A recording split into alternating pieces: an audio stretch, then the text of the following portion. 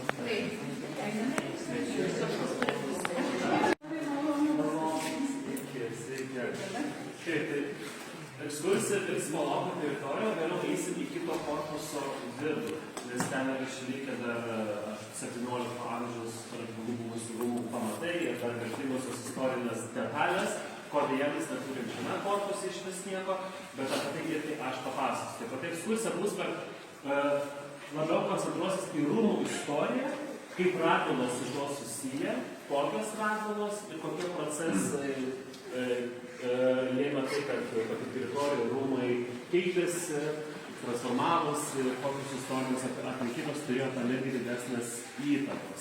Tai dabar kviesiu sekti paskui mane. Tai kai pradėjau domėtis apskritai šią rūmų istoriją, jų palikimų, tai kas liko, kas kiek yra išlikę. Pirmieji informacija, kurią aš suradau, yra tai, kad buvusiuose Radvilų medinių rūmų vietoj Radvila pastatė mūrinius rūmus. Ta vieta tada tuo metu, tai yra 16 amžius, buvo laikytas kaip Vilniaus priemiestis. Vėliau, kada Maskva užėmė Vilnių, rūmai buvo sugriauti, išgrobstyti, vėliau Dominykas Radvila jas perdavė labdarių organizacijai, kad rūmai yra pavaizduoti ant Dadlerio medalio ir galop šitie rūmai sovietmečiu tapo Dominos sporto klubo bendrabučiu. Tai čia ta informacija, kurią galima rasti ant paviršiaus, kurią rašo taip pačiu Wikipedija, bet man tekus pasigilinti, pasirodė, kaip visada vyksta su istorija, tai viskas paprasta ir konkretu. Iš tikrųjų pasirodė, kad mediniai rūmai, apie kurios apskritai kažkas vis mini, mes žinom tik dėl to, kad jie čia buvo, nes šalia jų buvo nužudytas žmogus. Medalis, ant kurio buvo pavaizduoti tie rūmai, pasirodo, yra tų rūmų siekiamybė, o patys rūmai niekada iki galo nebuvo pastatyti, jie niekada nebuvo baigti. Taipogi Dominykas Radvila taip vaizduojamas geranoriškai juos atiduodantis labdarių organizacijų, iš tikrųjų tai davė grynai iš savo vidinio išskaičiavimų, kad rūmais tiesiog būtų galima atsikratyti. Ir pagalvojus, šaltiniuose minimas 2 restauravimo datos, tačiau atsižvelgus šitie rūmai pastoviai buvo tai restauruojami, skirtingos dalys, skirtingi korpusai, tai nugriaunami, tai kažkaip performuluojami. Bet dabar pradėsiu nuo pat pradžių. Aš turiu vizualizacijas, kai duosiu kažkam vienam, tiesiog per rankas persileiskit, pasižiūrėkit, bet gal pradėkim būtent nuo to Dadlerio medalio, apie kurį aš šnekėjau, tai Jonušas Radvila pradėjo funduoti šios rūmus 1651 metais. Jis fundavo toj vietoj, kur anksčiau buvo mediniai Radvilų rūmai. Deja, iš medinių Radvilų rūmų neišliko lygiai niekas, yra žinoma tik iš istorinių šaltinių, kad vienas iš Vilniaus akademijos studentų prisigėręs buvo šioje vietoje nužudytas. Ir tai šaltiniai buvo paminėta, kad jis buvo nužudytas Vilniaus priemiesty prie Radvilų rūmų. Tai čia turiu omeny kažkokią va iš šitų esančių vietų. Rūmai buvo pradėti funduoti. Ir Jonušui, kaip naujam paskirtam valstybės politiniai asmenybei, tai garbiai buvo iškaltas medalis su jo rūmais. Tačiau, kaip ir minėjau, patys rūmai tai buvo to, kaip atrodytų siekiamybė. Mes matysime grinai renesansinius rūmus, U formos, tai būtent taip, kaip mes čia dabar esame. Ir rūmai iki to laikotarpio buvo nebaigti statyti, buvo pradėta statyti centrinė dalis, va tai, ką matote tame medalį, nes jinai turi būti pati puošniausia, pati prašmatniausia ir buvo tik padėti fundamentai skirtingų šitų esančių dviejų korpusų. Jeigu užduodate klausimą, kodėl rūmai buvo statomi čia, nes tada čia buvo grinai laukai, pievos, čia buvo priemiestis. Tai buvo padaryta labai protingai ir labai strategiškai, nes, pavyzdžiui, šių rūmų architektas greičiausiai buvo Jonas Van Ulrichas, tas pats architektas, kuris projektavo Radvilų rūmus Biržuose. Ir kaip ir prieš 400 metų, taip ir šiandien ten ėjo būtent ši gatvė. Ši gatvė jungiasi su Vokiečių gatvė. Vokiečių gatvė buvo labai svarbus prekybinis taškas. Ten buvo vokiečiai, buvo daug prekybos, daug verslų. Ir kelias eidavo prekybinis iki upės. Tai reiškia, kad perduoti savo prekes. Tai atitinkamai tai sukuria didelius srautus žmonių, kurie čia vaikšto.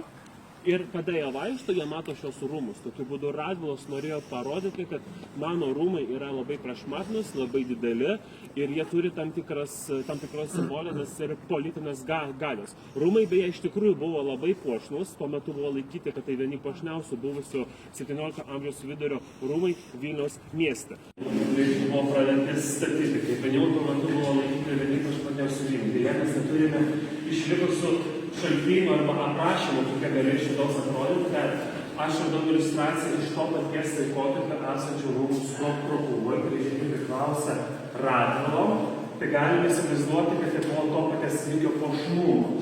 Ir kas yra žinoma, kad sienos vidaus rūmuose buvo labai gausi lipdybos. Dirbo italai, dirbo prancūzai, taipogi buvo sieninė tapyba, jinai buvo labai gausi.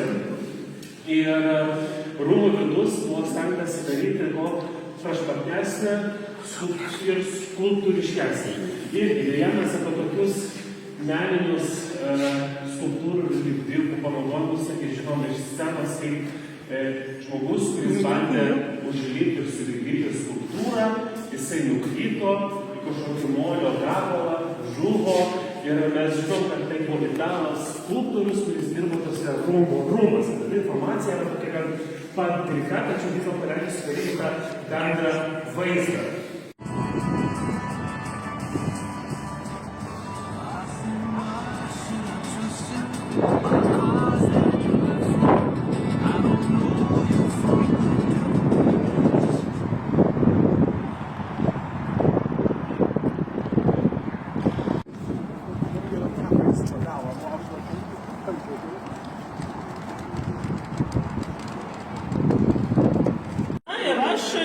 Barstysiu meilės istorijos detalėm, Žygimantą ir Barboros ir karališkųjų porų visą šią atėję.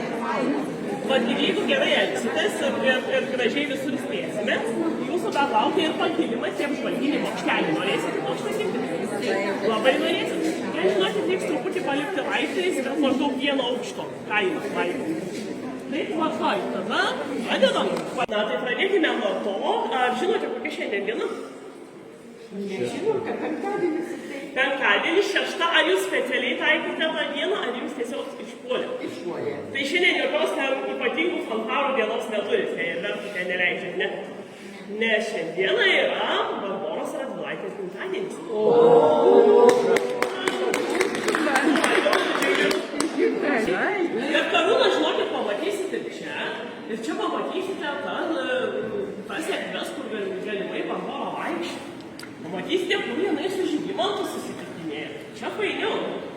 Tai šiandieną yra Barboros Radvilaitės gimtadienis. Ir kas yra labai įdomu, kad labai ilgą laiką Barboros Radvilaitės gimimo metai nebuvo tiksliai žinomi. Tais senais ir gudžiais laikais, kai aš dar mokiausi būti gilė, tai ne taip jau seniai buvo, dar sakydavo nuo 1520 iki 23 kažkada, bet gimimo data tiksliai žinoma gruodžio 6. Dabar jau patikslinta 22. 1522 metų gruodžio 6 pasaulį išvydo būsima gražuolė, būsima gražiausia Europos moteris ir toji moteris, kuri visiškai susisuko Žygimantui Augustui galvą. Tai va šiandieną mes tos meilės istorijos takais ir pasivaikščiosime. Na, o kadangi dabar stojame prie tokio gražaus maketo, aš jums noriu parodyti kelis esminius dalykus. Tai va, mes esame valdovų rūmuose, valdovų rūmai yra štai čia. Juos statė Žygimantas Augustas, juos statė Žygimantas Augusto dėdė Aleksandras Vairaitis ir tėvas Žygimantas Senasis. Žygimantas Augustas rūmus išpildė. Taipogi, Žygimanto Augusto valdymo metais buvo pradėti statyti čia šitas pastatas. Ir mes žinome kaip Radvilų būstą. Šiandieną, kaip žinau, jūs iš vienų iš Radvilų rūmų ir atitūkavo. Taip, Radvilų rūmas. Tai jo, patelio muziejus ir iš Radvilų rūmų iš esmės likęs tik eksterjeras. Interjeras jau matėte visiškai sovietinis. Taigi, dabartiniai žmonės labai dažnai sunku yra suprasti, o kaip buvo tie Radvilų rūmai. Aplamai buvo Radvilų rūmuose ir čia, sakau, čia Radvilų rūmai. Dar šiek tiek įnešiu sumaišties. Dar įdėti, Radvilų rūmai buvo štai čia. Čia tiesiog schemoje nepavaizduota, nes nevaizduoja. Dabar ten yra Vrublevskių biblioteka. Moskvos akademijos biblioteka. Tai va ten ir buvo Radvilų rūmai. Tai to laiko gyventojai buvo labai turtingi, bet turėjo labai daug. Radvilas buvo garsus tuom, kad jie turėjo 90 milijonų. 90. Kitaip sakant, jie kartais būdavo ir šitose rūmose. Kas dar yra įdomu, kad kalnas iš šios pusės matote, kokia plaelė. Tai rodo, kad šitas kalnas buvo pat pradžių pradžios, turėjo vieną didelę vietą, jis slinko. Kartais užslinkdavo gana didelį klodai ant valdovų rūmų. Yra ten stovai laužė ir rūmus apdėlionė, kaip ir sustabdyti tą slinkimą, o realiai buvo palūmė. Tai slinkimas kalno nėra mūsų laikų dalykas, jis tiesiog visą laiką slinko. Na, ir tarp rūmų ir Radvilų rūmų kažkada tai atsiranda koridorius, galerija. Dabar istorikai mano, kad buvo dviaukštė galerija, kaip kokia itališka vienuolynė. Bet ir būtent štai čia valdovas su Žygimantu slaptai susitinėjo. Nors opcijų buvo daugiau, kad štai čia yra didžiulis sodas. Dabar čia vadiname tą esmešentąjį slėpį. Tai va galėjo susitinėti čia. Didelis sodas. Daug vietos. Na, o mūsų arkutė šiandien pasimokytas čia. Sveiki, na, o dabar keliaujame prie schemos ir atskleisiu šitą įdomaus apie karališkąsias santuokas. Taigi, čia mes turime Lietuvos valdovų genealogų gyvenimą. Tai yra nuo pirmojo karaliaus Mindaugo iki paskutinio valdovo Stanislovo Augusto Poniatovskio. Tai ir genealoginis medis rodo vedybinius ryšius, vedybinius ir vaikų tėvų ryšius. Iš esmės. Na, kaip jums atrodo, dabar įsivaizduokime, jūs esate valdovas tokiam 16 amžiuje, kaip jūs renkate savo nuotaką? Arba jeigu esate nuotaką, kaip renkate savo jauniklį? Gerai galvojau, kad tėvai. Jeigu būtumėte šiaip gydytai, arba turtingesni miestiečiai, tada jums rinktų sutuoktiniai tėvai. Jeigu esate valdovas, tėvai neturi pagrindinio žodžio. Jums dinį renka senatas. Yra parlamentas, kurį sakė. Na, kitas įdomus dalykas yra, kad matote Žygimantas Augustas, tai Žygimanto Augusto žmonių sąrašiuko yra 3. Na ir kaip žinome, jo tikroji meilė, apie kurią mes ir kalbėsime šio pasivaikščiojimo metu, buvo Barbora. Kodėl po Barboros mirties jam reikėjo vesti darbą? Nes istorikai sako, kad po Barboros mirties Žygimantas jau ir nebeatsirado. Šių akis yra tokia ypatinga vieta. Matote? Grindinys. Tai va per šitą grindinį tikėtinam, kad vaikštinėjom ir Žygimantas ir Barbora. Nes čia yra jų slaptų susitikimų vieta. Vietos pradžia. Matote tas dalėlės? Tai va jeigu per jas eitumėt, greičiausiai istorikai spėja, kad čia ir buvo išėjimas į tą tunelį. Pamenate Rodžių kalno papėdėje Radvilų, o čia yra rytinis korpusas valdovų rūmų. Ir kažkada buvo pastatyta ta jungtis tunelis, galerija, gal geriau sakykime, tunelį, tai žmonės po žemę to įsivaizduoja, kad tunelis, ne, ant žeminė galerija, kuri vedė link Radvilų rūmų. Būtent Žygimanto Augusto sosto salėje. Įdomu atkreipti dėmesį į tai, kad Žygimanto Augusto valdymo metais valdovų rūmai buvo dviaukščiai. Tai čia buvo viršutinis aukštas, trečias aukštas bus pastatytas šiek tiek vėliau. Tai va čia Žygimanto Augusto sosto salė, šioje salėje jisai ir sėdėjo realiai. Ne šitame konkrečiame soste, nes sostas yra pirktas iš aukciono Vokietijoje, bet dar galėjo ir sosto pozicija būti panaši. Taip, ir vieną kartą, labai nedaug praėjus laiko nuo to pažado beje, pusbroliai, Mikalojai ir Radvilos, Liudasis ir Liudasis, užtinka įsimylėjimus. Ir ne šiaip sau, kad užtinka, o kaip rašo amžininkai degančiame momente. Šiandien mes sakytume gelbėti. Gražus įsireiškimas. Degančiame momente. Ir pagauti degančiame momente, jau jie nebeturi kur trauktis. Ir strėlės labiausiai eina į Žygimantą. Aha, karalių prižadėjai, nesirodė čia daugiau. O tai ir toliau užtraukinėjai negarbę ir nešlovę mūsų šeimai. Ir tada Žygimantas jau nebeturi kur trauktis, jau jį pagavo, jau su visais įkenčiai. Ir jis sako, aš nešlovę jūsų šeimai ištraukiu. Aš jūsų sesutei didžiausią šlovę suteiksiu įmanomą. Aš ją vesiu.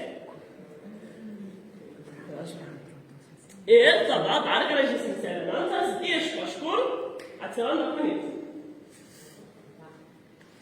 Sako, vesi, tai mes dabar. Ir kunigas vesi. Ar jie spėjo apsirengti, nežinau.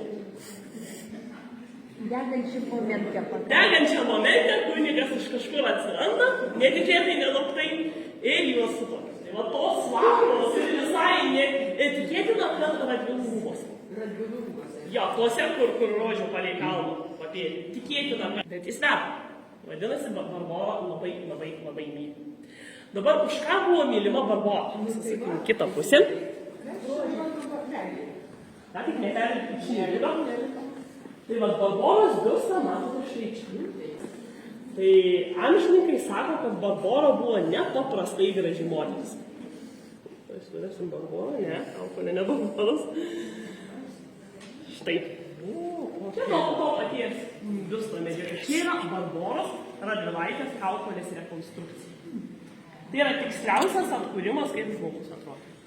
Nes jos Kaukolė yra katedros.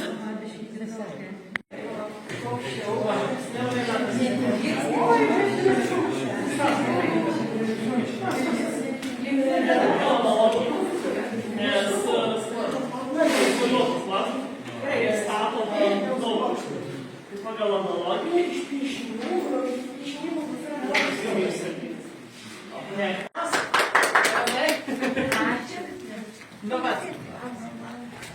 Labas vakaras, jeigu leidžiate, tai pirmiausia noriu kiekvienam paspausti, kai sako, su kuo pirmą kartą, su kuo gal nesisveikinom. Su Jonušo Radvilos draugija. Bet jie paskutinį kartą. Tai va, aš kai sakysiu kažką, jeigu leisite, tai svarbiausia žurnalistams.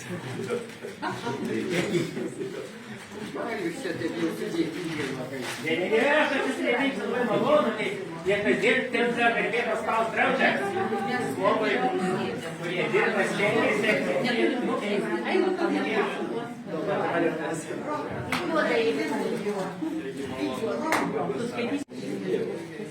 Jeigu leisite, tai labai dar kartą atsiprašysiu, labai smagu, labai džiugu. Ar neprailgo kelias svarbiausia? Ne. Kaip? Skubėjau labai. Bet žinokit, Kaišiadorys geografiškai tai viena dėkingiausių, nes Vilnius ir Kaunas, kai susijungs, Kaišiadorys bus sostinė. Vis tiek jums ir tai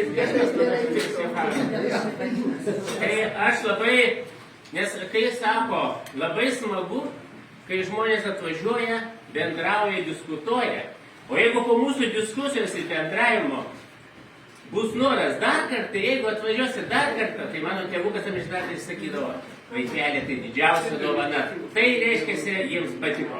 Mes čia esame etnopaveldo bendruomenė, dabar jau Jonušo Radvilo etnopaveldo bendruomenė Kauno Veršva ir mūsų čia yra 22, mūsų yra 54 ir mes norėtume su jumis bendrauti ir dar norėtume, kadangi jūs turite Radvilos pavardę, o mes į Kaune turime įkurtą Vilijampolės miestelių Jonušo Radvilos 1652 metais ir rašome knygą apie Jonušą Radvilą Lietuvoje.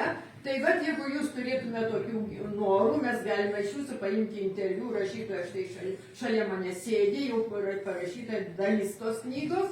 Ir mes visą tai norime užfiksuoti, kiek čia Radvilų yra, kiek jie prisidėjo prie kultūros, puoselėjimo Lietuvoje. Jeigu jūs tą darbą darot, kiek aš girdžiu, tai mums labai malonu. Ir mes norėtume, kad jūs netgi būtumėt mūsų nariu ir būtumėt va ir netgi sponsorium, kai mums reikės. Jeigu daug esame įsileidžiančio, yra gerbiamos ponios, va štai rašytoja, poetė nori jums tokią knygą netgi padovanoti. Šią progą mūsų atvykimo pas jus ir susipažinimo. Taigi prašau. Tai esu Jūratė Stankevičienė, šitos gražios garbingos bendruomenės narė. Apart to dar priklausau nepriklausomai rašytojų sąjungai, kur vadovavo mūsų gerbiama Dalia Brūnavičienė ir dar asociacija Kūrėjo menų ir taip toliau. Čia rasite šitoje knygoje ne tik mano poeziją, bet ir mano aš tapybą darau paveikslus. Ir čia yra mano sudėti paveikslai ir keramika. Žodžiu, visa knyga mano jubiliejinė. O pati yra medikė. Tai labai maloniai. Čia trupučiukai yra tokia, nesvenė, bet tokia viski mano dedikacija kaip autorės. Gerai, Skaitysim auksas pasai šnyliukas, tai aš pritariu. Tai, žodžiu, mano kūryba. Dabar turime dar vieną poetę, kuri nori taip pat padovanoti knygą. Va štai yra kita Aldona Jankauskinė, tikra rašytoja taip pat ir poetė, kuri rašo istorinius eilėraščius. Ne šiaip savo istorinius. Jakubolinė. Taigi prašau, Jakubolinė. Taip, Jakubolinė. Kada būna žmogui labai sunku. Iš darbų, dėl visokių kitų reikalų, jis negriebia knygų arba kino, jis kartais skaito eilėraščius. Eilėraštį reikia skaityti tylomu, ramiai, jis atpalaiduoja dūšią ir suteikia prielaidą ir galimybę toliau augti, klestėti, kurti. Ir su mumis bendrauti, sakyk. Ir bendrauti su mumis. Ačiū.